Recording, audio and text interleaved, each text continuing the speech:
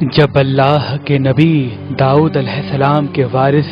سلیمان نبی ہوئے تو وہ اللہ کی دربار میں دعا مانگنے لگے کہ اے اللہ مجھے وہ مرتبہ عطا فرما جو مجھ سے پہلے نہ کسی کو ملا ہو اور نہ ہی میرے بعد کسی کو ملے۔ وہ دور ایک عجیب دور تھا، لوگ جنات کالا جادو پہ زیادہ یقین رکھتے تھے۔ اللہ نے اپنے نبی سلیمان علیہ السلام کے لیے چرند پرند ہوا جنات کو ماتحت کر دیا۔ تو بس اللہ کے نبی سلیمان علیہ السلام جہاں بھی کفر نفرت اور انسانوں پہ ظلم دیکھتے تھے تو آ کے اپنے معجزات دکھاتے تھے، اور یوں انسان آپ کو اللہ کا نبی سمجھ کر صحیح راستے پہ آ جاتے تھے۔ اور اگر کوئی جن کسی انسان کے گروہ پر حملہ کرتا تھا، اسے نقصان پہنچاتا تھا، تو آپ اس جن کو زنجیروں میں جکڑ دیتے تھے اور آپ کا تخت فضا اپنے کندھوں پہ اٹھائے پھرتی تھی، آپ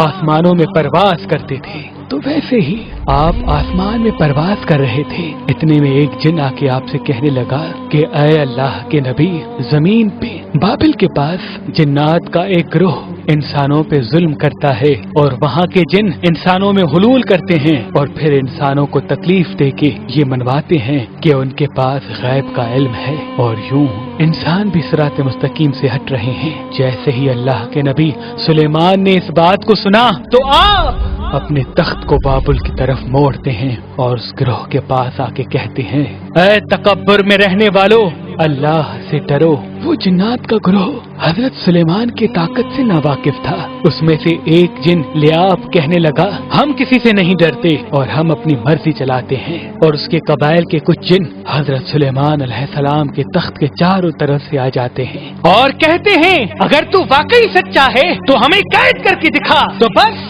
اللہ کے نبی سلیمان علیہ السلام جیسے ہی اپنی عصا ان جنات کی طرف کرتے ہیں تو ہوا اور مٹی کا ایک عجیب طوفان اٹھتا ہے اور زمین کو چیر کے لوہا نکلتا ہے اور زنجیروں میں تبدیل ہو جاتا ہے، اور وہ زنجیریں ہر اس جن کی گردنوں پہ آ پڑتی ہیں۔ وہ تمام کے تمام جن زمین بوس ہو جاتے ہیں اور اللہ کے نبی سلیمان کے قدموں میں گر کے کہتے ہیں کہ آپ کون ہیں؟ پھر آپ فرماتے ہیں، میں اللہ کا نبی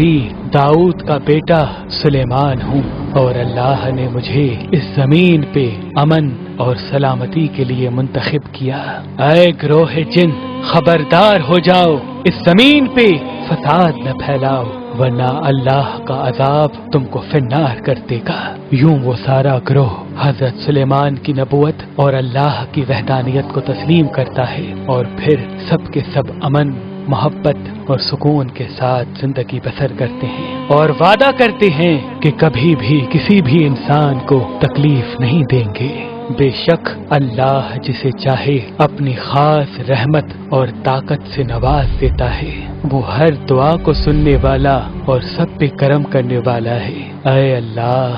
اس پورے جہان پہ اپنا کرم فرما اور ہر انسان کی دعا کو قبول و مقبول فرما، آمین ثم آمین۔ قبول و مقبول فرما، آمین ثم آمین۔